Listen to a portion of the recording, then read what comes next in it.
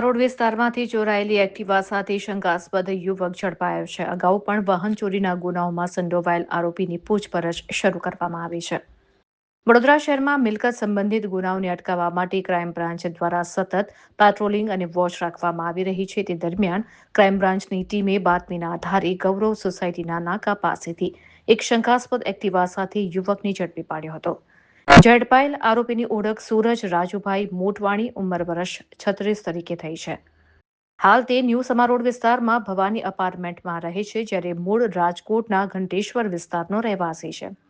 પોલીસે જ્યારે તેની પાસે રહેલી હોન્ડા એક્ટિવાના દસ્તાવેજો માંગ્યા ત્યારે તે કોઈ આધાર પુરાવો રજૂ કરી શક્યો ન હતો, જેથી પોલીસે વધુ સઘન પૂછપરછ હાથ ધરી હતી. પૂછપરછ દરમિયાન આરોપીએ આશરે 1 વર્ષ પહેલા સમા રોડના સંજયનગર વિસ્તારમાંથી આ એક્ટિવાની ચોરી કરી હોવાનું કબૂલ્યું હતું.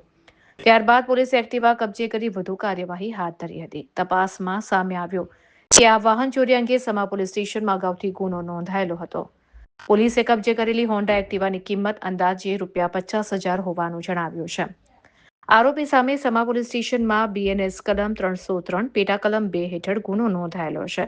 પ્રાથમિક તપાસમાં એ પણ સામે આવ્યું છે કે સૂરજ મોટવાણી અગાઉ ફતેગંજ અને સમા વિસ્તારમાં થયેલા વાહન ચોરીના ગુનાઓમાં પણ પકડાઈ ચૂક્યો છે.